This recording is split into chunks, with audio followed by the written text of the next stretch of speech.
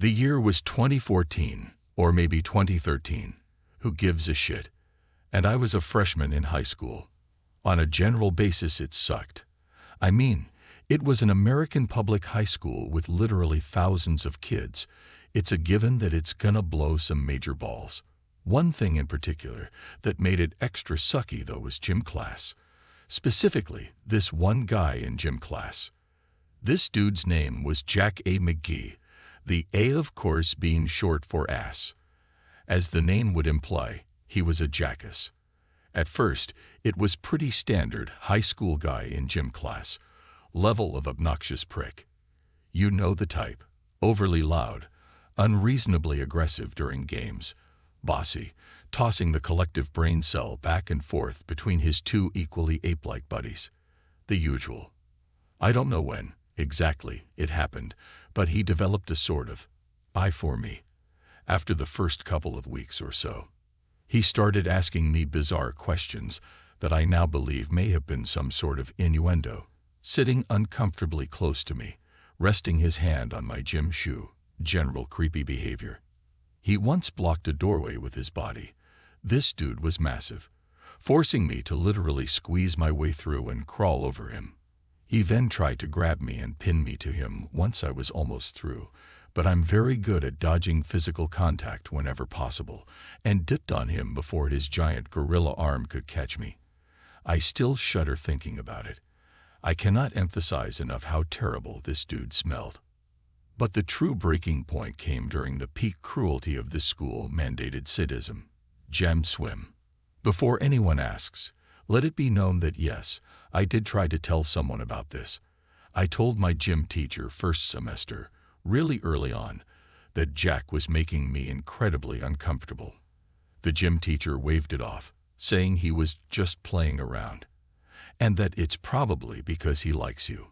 His suggestion was basically to just put up with it and wait it out, because he was sure Jack would lose interest soon anyways. Spoiler alert, he didn't. Second semester rolls around, and the 4-week period of gym swim descends upon us like the bloated carcass of a catapulted whale, crushing us beneath its wet, foul-smelling body. 40-some-odd adolescents forced into a cold, overly chlorinated pool for 50-plus minutes, adorned in swimsuits determined to crawl up into our assholes like Ant-Man himself. It was hell on earth, basically. As I've mentioned in a previous post, I am autistic, so the echoing sounds, reflected fluorescent lights, pungent odors, slimy floors, and assorted BS made the situation even worse for me. I wasn't officially diagnosed yet, so my complaints were written off as me being whiny, and I was told to shut up and deal with it. So I did. I think I had more meltdowns in that 4-week span than I've had in the past 2 years combined, but whatever. On top of the sensory overload, there was Jack. I think something about being allowed to go shirtless and stare at the nearly bare asses of girls for an entire period emboldened him, because Jack promptly lost whatever semblance of restraint he'd had until then. He made frequent attempts to grab me, trying to hold me against his bare skin, which was disgusting, and I spent most of the class trying to evade him. The swimsuit I was forced to wear fit a little awkwardly around my chest, which he delighted in pointing out to his buddies, staring unabashedly at my breasts. He managed to sneak up behind me and snap the strap of my swimsuit, even trying to pull it down off my shoulder, but I jerked away fast enough to prevent that. I was furious at this point, but I'm like 5'2", maybe, whereas he was easily over 6'5", probably 300+ pounds. And I'm not stupid. While all of this was happening, my new gym teacher, they switched every semester, was busy trying to keep a couple of the other guys from drowning each other. She was one adult forced to watch over 40 rowdy-ass kids in a swimming pool. She was a bit preoccupied. The final straw came one Wednesday afternoon, the event that finally pushed me off the edge of the rationality I've been clinging to and sent me plummeting into full-on bloodthirst. There I was, paddling around, minding my own business, when Jack and his 2 goons managed to corner me. I'm immediately suspicious, hackles raised, as they ask me fairly banal questions about how the pool is today and the like, sniggering the whole time. I give short, terse answers, trying to see if I could maybe slip past them. I spot an opening and bolt for it, but Jack was apparently expecting this. As I swim through the narrow gap between him and one of his friends, he stretches his arm out and actually manages to slip his hand under my suit to grab my breast. I froze for a moment, the delighted giggling of him and his friends echoing in my ears as if from 1,000 miles away. The next thing I knew, I was out of the pool, being held back by the gym teacher, and Jack had a bloody nose. He was shouting angrily at me, calling me a crazy bitch, as his nose gushed blood into the water. There was mass confusion among the class. I was told to change quickly and sit in the hallway. Apparently, the gym teacher had heard me screech like a banshee, followed by a number of shouts, and had looked over to see me wrestle out of Jack's grip, jump on his back, and throw him off balance enough to smash his face into the edge of the pool wall. I remembered none of this, but I did find a few chunks of greasy brown hair clenched in my fist that I'd evidently ripped from his scalp when the teacher pulled me off. I washed my hands thoroughly. It was decided that I'd go in early to school tomorrow to have a little talk with the dean. They would have just sent me there straight away, but gym was my last class of the day, and the dean had already left by then for whatever reason, so it had to be postponed a little while. It was pretty heavily implied that I was going to be suspended, quite possibly even expelled, for what had happened. I was furious. Not only had Jack made my life a living hell, but his horse shit was now going to be the cause of my expulsion. I wasn't about to go down without a fight, but I realized that I'd have to play this pretty smart if I wanted to weasel out of it. The next morning, I did two things. I put on mascara, and I made a superficial, but rather painful incision on my right thigh, high enough so as to be covered by my shorts. Normally, I hate wearing makeup because I don't like the way it feels, but I'd worn mascara before and noticed the interesting effect it had on my appearance. Specifically, I already have pretty long, pretty dark eyelashes, so adding mascara draws a lot of attention to my eyes and makes them look huge. Like total Bambi eyes. Wide, innocent, naive, harmless. I sat down in front of the dean at 6:40 a.m. I didn't need to fake the fear in my expression, but I made sure to throw in something that could be interpreted as guilt, too, bowing my head and twisting my face in dismay. Needless to say, the dean was pretty pissed. "Do you know why you're here, young lady?" he said. "Yes," I said softly. "And you know that what you did is very serious?" "Yes," I said again, making my voice tremble. "Care to explain yourself, then?" I began, my voice shaking. I just wanted him to stop. "Stop what?" the dean prompted, his eyebrows furrowed. "I just wanted him to stop touching me," I blurted. As I said this, I reached my hand under the table where he couldn't see it and dug my finger into the cut on my leg, causing me to lurch forward as if in a sob, my other hand covering my face as my eyes watered from the pain. "Touching you?" the dean asked, his brows now on a collision course for Mars. I spent the next several minutes divulging all the shit that had happened to me that year, digging into my injury for some tears whenever necessary, and by the end of it the dean looked horrified. He reaffirmed that no, I shouldn't have attacked Jack like that, but that they'd have to investigate the matter further.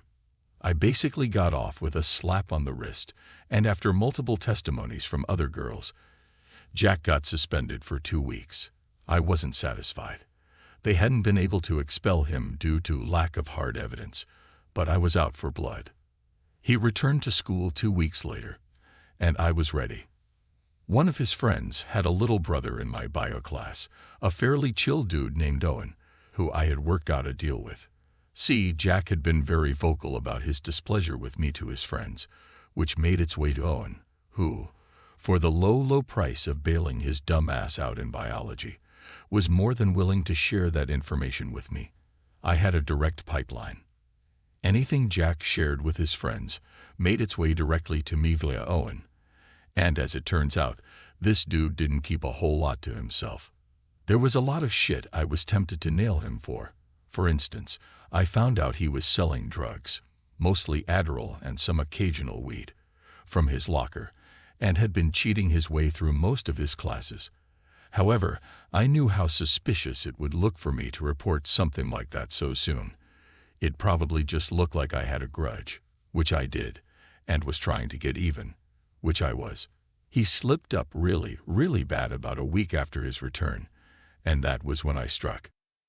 See, he hadn't been subtle about his displeasure with my retaliation, and spent most of gym class sending really ugly looks my way.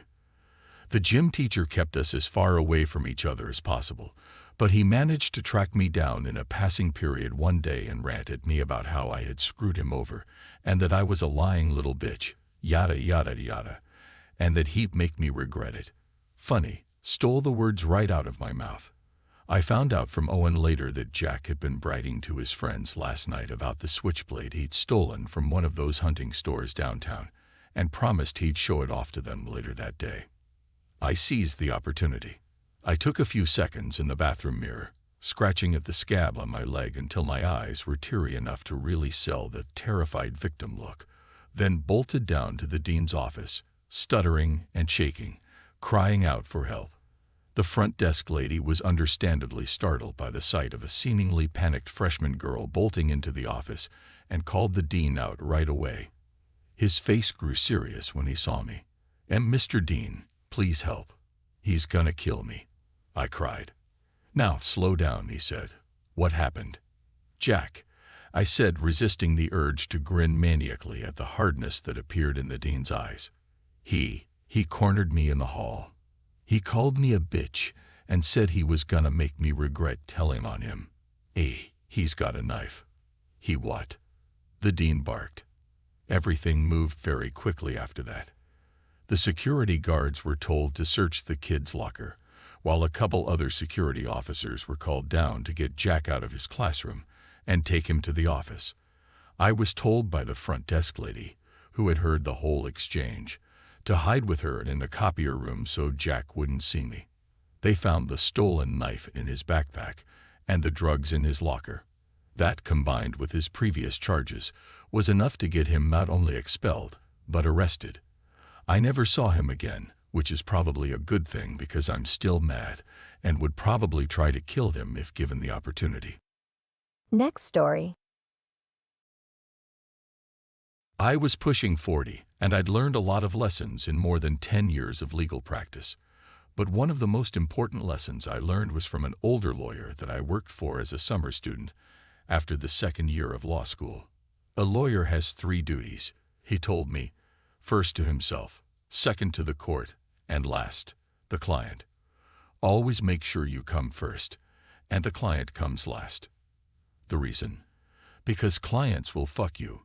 He said, they'll throw you under the bus without thinking twice. I should have stayed with this lawyer, but being young and an idiot, I had to go work downtown. And I'm still downtown now, but fortunately for me, I remembered this lesson, and it came in handy many years later when a client really did try to throw me under the bus.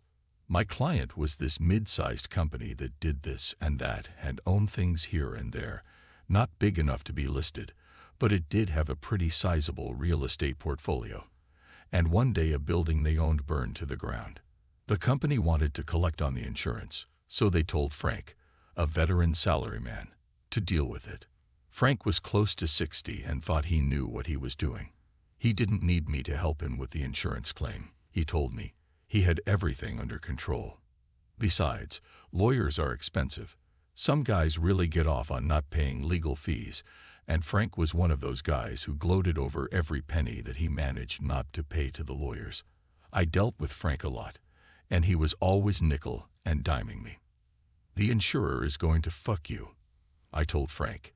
It was only by luck that I even knew about the fire and the loss because Frank had not asked for my help. He'd just let it slip one day. And since then, I'd kept on top of him, trying to get him to smarten up. I'd had to fight to get him to send me the proof of loss form to make sure he hadn't messed that up. Frank fucked up a lot, and I wondered sometimes how he had a job. But the proof of loss was okay, at least, So that was one less thing to worry about. You don't know that, he said. I could tell he just wanted to get me off the phone. I'm paid to know when insurers are trying to screw my clients, I said, and the insurer is going to screw you. They've been stringing you along for ages with requests and questions and paperwork, but they aren't going to pay you. Not unless you sue them. But Frank said he knew what he was doing, that it was all under control, and besides, he got along with the adjusters so great. The limitation period expires in 2 weeks, I said, and once that 2 weeks pass, it will be too late to sue. The moment that limitation period expires, they will stop taking your calls. You'll get a final email saying, sorry, you're out of time, and that will be that. Don't leave this till the last minute. Let me sue right now, and you'll have the money in no time. Frank was like, sure, fine, whatever, don't bother me, I got this, blah, blah, blah. And he got off the phone as soon as he could. I sent him the usual email with clear warnings and recommendations, which he ignored. I sent the email again, and then again as the limitation period approached, and again a couple of days before the deadline. I'm going to be at trial, and you won't be able to reach me, my final email said, but you have to sue. You have other firms on your list, so pick one and sue. He didn't bother to reply, and I went off to do my trial. The trial lasted a couple of weeks, and no email from Frank. Then a month passed, and another month, still no email. I figured he must have sorted things out. Maybe Frank was right after all, I said to myself, and then my phone rang. It was Frank. Remember that fire insurance thing we spoke about? We'd only spoken about it like a dozen times. I figured he was calling up to gloat, so I cut to the chase. So they paid out. That's great, Frank. You were right. He asked me what I was talking about, and could he see a copy of the claim. What claim? I said. The claim against the insurer. You know that claim. Does that mean the insurer didn't pay? I said. He hung up on me, and then a few minutes later, my computer dinged, and there was Frank's email, talking about how we spoke, and he told me to sue, and he was worried when I hadn't sent him a copy of the claim, so he was following up to get a copy of the claim. I emailed him back. I take it that the insurer didn't pay you, just like I told you they wouldn't, and now that the limitation period is expired, they told you to jump in the lake, leaving you with a loss in the millions. Is that it? I'd made a mistake by not going over Frank's head when he wouldn't listen to me, but if I'd gone over Frank's head, I never would have received another file from him. So I didn't. But that was then, and this was now. So I CC'd Frank's boss and his boss's boss. Plus, I CC'd Bill, the client's in-house counsel. Bill acknowledged my email right away and called me later that day. Frank messed up, he said. We know that. He's an idiot. So what do we do? So his excuses didn't work. Nope. Bill explained that they'd summoned Frank to a boardroom, but his story didn't add up, given all the warnings I'd sent him. Besides, there would have been no reason for him to keep emailing the insurer if he told me to sue. Once the file goes to legal counsel, Frank's role was over. The company knew Frank was bullshitting them. So that's it then. Bill said, we just lost a couple of $1 million. It's okay, I said, explaining that when I realized that Frank was going to fuck up, I issued a claim against the insurer. Because I'd made Frank send me the proof of loss a while earlier, I had enough information that I could sue to preserve the cause of action. Not a great claim and short on details, but good enough. You sued without instructions, Bill said. Lawyers aren't supposed to sue without instructions because if you do that, you're personally liable for whatever costs the other side incurs. It's a big deal to sue without instructions.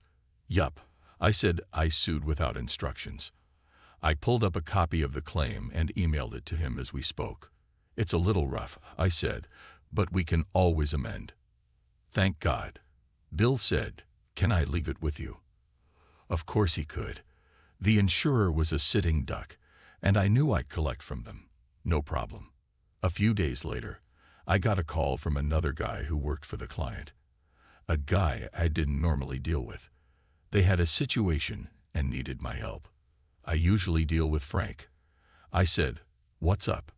What was up was that Frank got called into another meeting, and they handed him a one-page letter, and then he put his little office things in a box, and security walked him past his coworkers to the elevator and escorted him downstairs to the parking lot. Bye-bye, Frank. He was too old to get another job, or at least not a decent one. It was a life-changing event for Frank.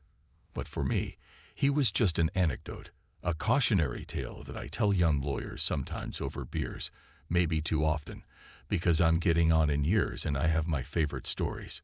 I wasn't trying to get revenge on Frank, not at all, and I would have felt a bit sorry for him if he hadn't been trying to throw me under the bus. But the guy who replaced him was great and never nickel and dimed me, so it was all good.